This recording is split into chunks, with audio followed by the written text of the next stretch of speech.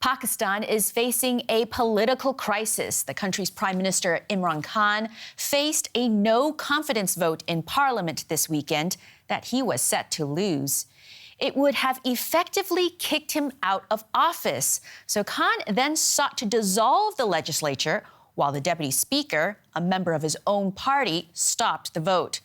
The country is in constitutional turmoil, and it's unclear how this will play out. Here's a closer look at the man fighting for his political future.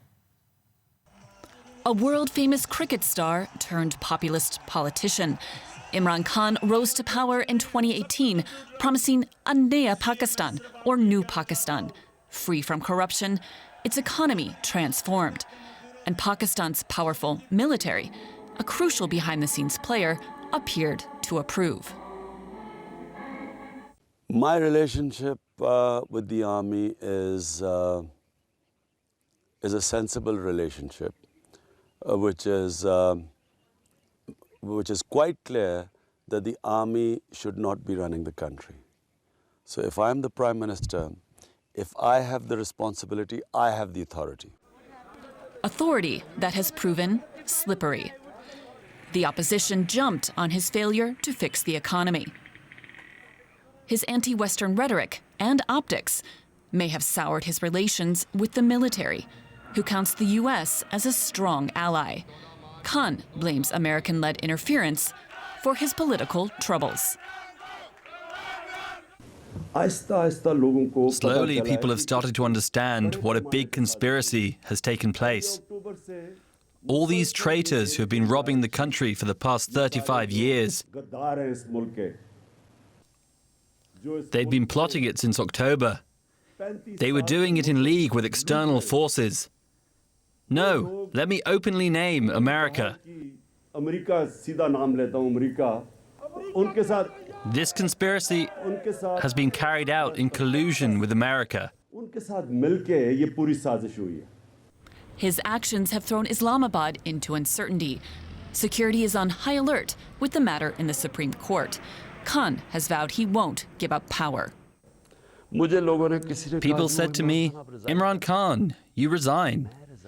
I should resign? I have played cricket for 20 years. Those who have played cricket with me, the cricketing world, knows that I fight until the last ball. I have never accepted defeat in my life.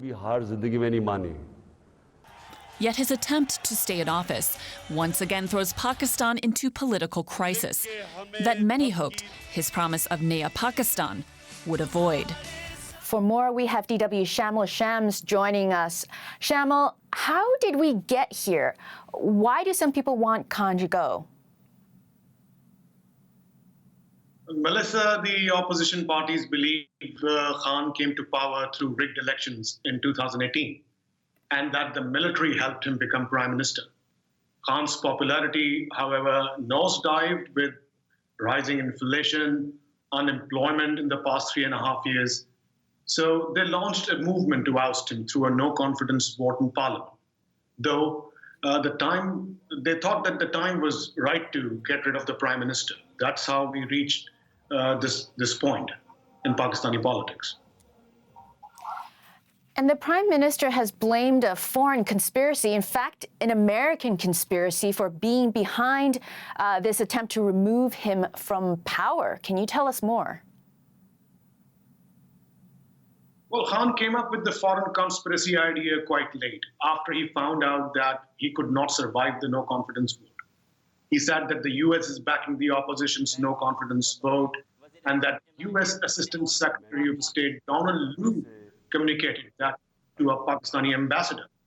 He has been openly accusing Washington for a conspiracy that has not been validated independently. The U.S. has categorically denied any such thing.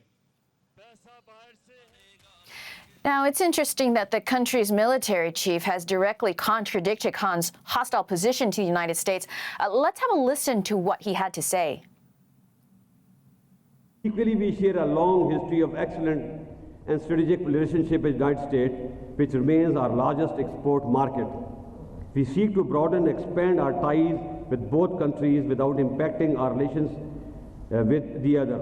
Similarly, European Union, United Kingdom, Gulf, Southeast Asia, and Japan are also vital for our national development and progress. So, Shamal, the military is incredibly powerful in Pakistan. Will they be able to call the shots on this? Well, the military, especially the Army Chief Qamar Javed Bajwa, whom we heard, can intervene to resolve the crisis, as this constitutional crisis is spiraling out of control at the moment. Let me tell you that. It is no longer about elections or a new PM now. Pakistan has huge economic and defense ties with the US, and the Army, at least the Army Chief believes, they can't be compromised. It will imperil Pakistan's economy and security to an extent that Khan's supporters are not comprehending at the moment. So Pakistan is at a crossroads now. The army can do a lot, and the army at the moment wants to stay neutral, but maybe it's just a matter of time that they decide to intervene. It's a really tricky situation we have right now. One thing I'm wondering is if Khan is removed from power, how likely is it that we'll see the country's problems, especially its economic challenges, improve? Well, Pakistan faces huge economic challenges. Even if Khan stays or comes back to power on an anti-West slogan in next elections, he will have to rely on aid from the IMF and the World Bank. Any other premier will have to seek Washington's help as well. Khan has basically raised the stakes for Pakistan's future. It is no longer about next elections. Let me tell you again, it is no longer about next elections. It is a make or a breakup situation for the country now. With the situation in Afghanistan and the Taliban in power, Islamic State active in the region, this kind of chaos in Pakistan is an alarming situation for the international community, and the international community is watching it very closely, let me tell you that.